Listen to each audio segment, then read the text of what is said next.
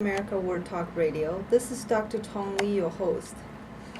I wanted to introduce myself a little bit. I am a MD, board certified anesthesiologist practicing in United States, and I also have a background in Chinese medicine.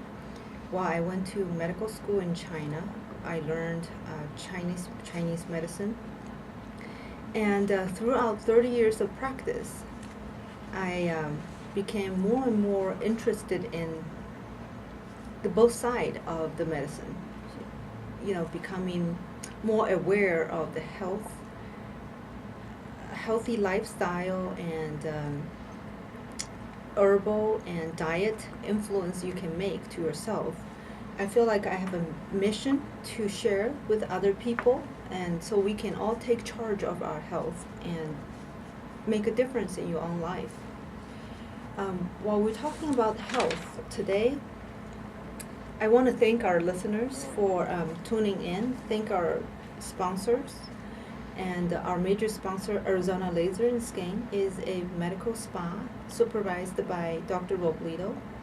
We do free consultations for health counseling and acupuncture, and also from facials to cosmetic procedures to take care of your beauty concerns. If you have a question, call us at 480-598-9733 for our free consultations. Once again, the number is 480-598-9733. While we're talking about health, today we're going to focus on something that's so common sense that we don't talk about anymore. That is how to become a healthy person. Well, that sounds like a common sense thing. So we sort of talk about diet, exercise, we talk about all that, but we don't really examine it anymore. There are actually different schools of thoughts in the East and in the West. We're going to go over the Western steps to reach your optimal health. While we're talking about this, I want the listeners to actually look into this wonderful doctor's work. His name is John McDougall. How do I say this? McDougall. McDougall. McDougall. Thank you. John McDougall. I've been pretty impressed with his work. He actually is MD. At age of 18, he suffered from a stroke. Age 18. And he attributed it to his very fatty diet. And that brought up a lot of studying, research, and awareness of diet. He devoted a lot of his medical career into healthy diet. He became vegan. And he has a whole program of getting people restart on healthy living cycle, like a living 10-day program. I thought that was really, really good. I don't know that I agree with his idea that everybody should be vegan, but I think to compare with the typical SAD diet, which is Standard American diet, which is full of fat, high calories, sugar, and high protein, high fat content.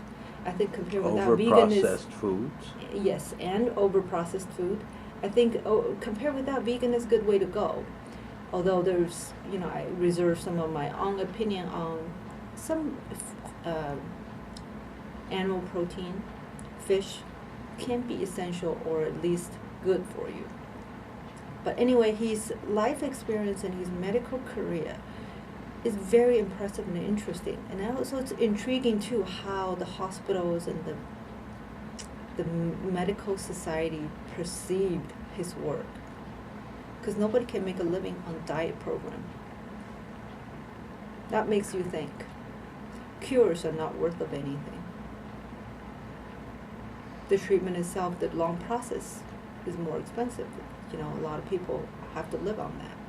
Anyways, that's a very controversial subject. But, do your own homework and look into that and hopefully benefit from his view in the healthy diet. So going back to how to achieve the optimal state of health. Let's talk about why aren't we in optimal health? Don't we all want to be healthy? I think the first thing we want to examine is the definition of health. I really didn't Google it or anything. Health is straightforward. It's either not getting sick, feeling ill, or recover really quick from mild little illnesses. And also mentally, I think that's important too. Mentally feel well and happy, content. I think that's a big part of health. So if we ask ourselves, are we healthy? Can we all say we are? And if we're not, what is the biggest obstacle to achieving the optimal health? It's a trick question. It is your own mind. It is the biggest obstacle to perfect health is your mind. It is actually kind of hard to realize that before you actually solve that problem. If you realize your mind is the problem, you don't have as much a problem anymore, because you are probably going to be more open-minded, at least to try different things, at least to think through different things, new things. Like me, myself, I used to think, life is simple, water is water, anatomy is anatomy. 30 years of medical career. I believed in science and researches wholeheartedly, never thought of anything otherwise. Until, one day we were debating on a study that showed colds have nothing to do with cold weather or temperature. That just doesn't make any sense. We know that. Our mothers say that, across culture, everybody considers, with weather change, with, not wearing your jacket, you're more likely to get sick. Why does research come up with the opposite conclusion? Well, there are 100 or maybe 1,000 factors. We pick 3 and to study them. How limited are we? We're very limited in doing what we do, and that's why we say hypothesis and we try to prove it or not. We think we're doing a good job, and we think we proved something. 40, 60 years later, we found, oh, whoops, we were wrong.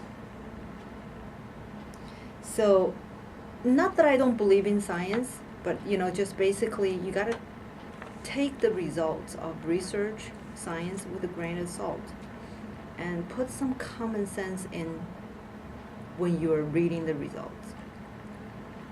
So how do we get rid of the obstacle of our mind preventing us to become healthy? Well, first of all, becoming open-minded, be willing to learn like a baby.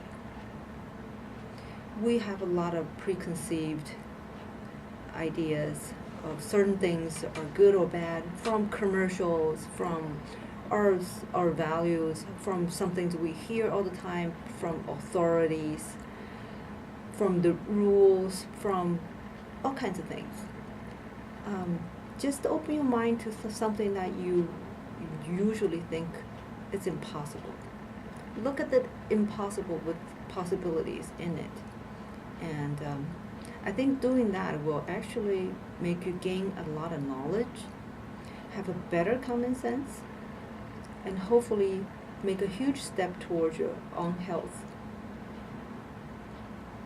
So the biggest obstacle we talked about, and the other thing is the health is not a one factor thing. It's like a chain. You can only be as healthy as your weakest link. So if you were doing a lot of right things, you are healthy in many aspects or doing healthy things in the many aspects, but there's one weak area, you can still have a broken chain. So find your own weakness, find your own area to improve through the open-mindedness is a good way to improve your health. So cut to the chase. What are the steps? What are the things to get us to the healthy state? There are, all different people listing different things, but, I don't necessarily put this in the sequence I think is most important. Not all of them, but I definitely think sleep is the number one. And as far as sleep, we've had previous shows talking about how to sleep better, how to improve the quality of sleep. You can refer back to our previous shows. But basically, there's not only the quantity of how many hours you sleep, there's also quality. Some people may be sleeping for a good amount of time, but they're tossing and turning and Restless. waking up many times and having dreams, restless all the time. And they wake up still tired, or even have something called sleep apnea. So they're not breathing well during sleep.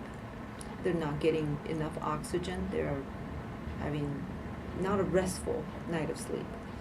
So sleeping wise, not the more the better. This is interesting. I actually was really interested in one of the recent release of information that is talking about daytime napping is linked. This is our science. Listen to this.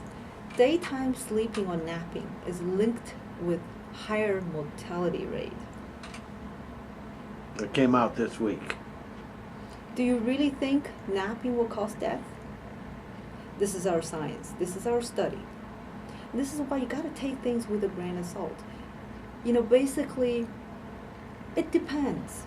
Now, if somebody who's really, really old and tired all the time, or didn't get good night of sleep, and they're on the way to the end of their life path, yes, they are going to nap a lot more. We know our grandparents, when they're in their 80s, 90s, they nap when they don't have the best health. They usually don't sleep very well at night. They nap through the day. I mean, at least that's a common thing, common phenomenon.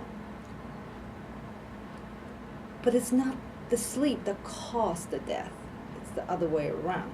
It's because they're old and frail and tired and lack of energy all the time. That's why they nap during the day. But if you're a young person who has a lot of stress or busy schedule in life, and then you want to stay calm and keep your blood pressure low, taking a 10-minute power nap during the day, hopefully during lunchtime or around that time, is extremely rejuvenating to you. So gotta look at the research results with a little common sense, I think. This one is pretty obvious, I think. The sleep, the daytime nap, is not going to cause death. Yes, they're linked. Well, linked doesn't mean that's the cause, like the firefighters are seeing the fire, but they're not the cause of the fire. So when we come back, we will continue talking about all the steps going toward better health. This is Dr. Tong Li, your host at Ageless Living at Voice America Word Talk Radio. And my phone number is 480-598-9733. Call for a free consultation. We'll be right back.